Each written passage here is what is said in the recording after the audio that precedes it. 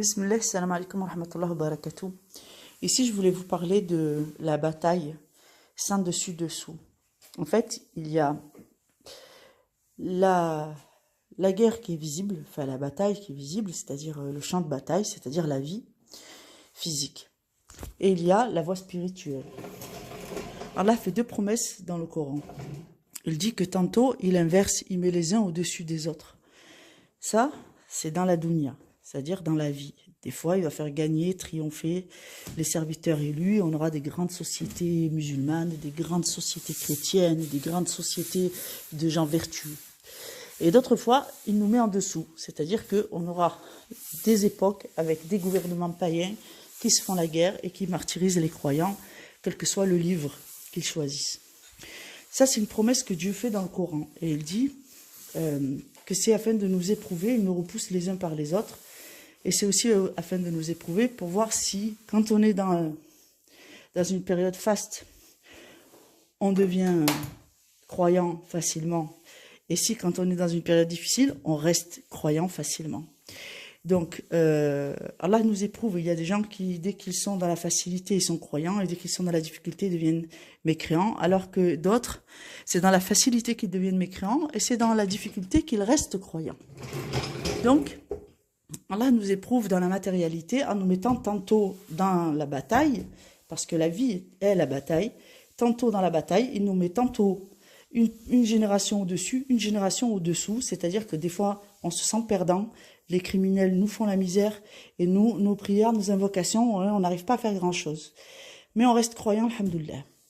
Et des fois, c'est le contraire. Voilà, ça c'est pour cette partie. Mais l'autre promesse d'Allah, c'est que dans la voie spirituelle, les musulmans, les serviteurs de Dieu, les croyants, les pratiquants, plus généralement, c'est-à-dire tous ceux qui croient en Dieu unique et qui le servent, à tort ou à raison, dans le fait de choisir un livre ou un autre, je ne rentre pas dans ce débat, mais tous ceux qui servent Dieu sont au-dessus de ceux qui ne servent pas Dieu. Dans la voie spirituelle, vous êtes toujours gagnant. Allah dit, mes serviteurs sont au-dessus. Allah est au-dessus. Et Allah ne prend part à la bataille, mais lui, il n'est jamais en dessous. Il est toujours au-dessus. Et dans la voie spirituelle, le serviteur qui accepte les lois de Dieu, il accepte le choix de Dieu de nous éprouver en nous mettant moins forts par rapport à nos ennemis, moins endurants, moins nombreux, moins pourvus de richesses, de biens, et ainsi de suite. Nous acceptons ceux qui acceptent cette volonté de Dieu, qui fait partie des Écritures, c'est annoncé, c'est la prophétie. Et bien cela, Allah les a mis au-dessus de tous les autres, par leur foi, leur allégeance et le fait qu'ils restent soumis malgré la difficulté que Dieu a choisie pour eux. Donc dans la voie spirituelle, résumons, les croyants pratiquants sont toujours victorieux, même s'ils se font tuer, même s'ils se font spolier, même s'ils ont une vie de difficulté, ils sont, tant qu'ils restent croyants, pratiquants et qu'ils gardent une bonne opinion d'Allah, ils restent au-dessus et ils seront victorieux quoi qu'il arrive.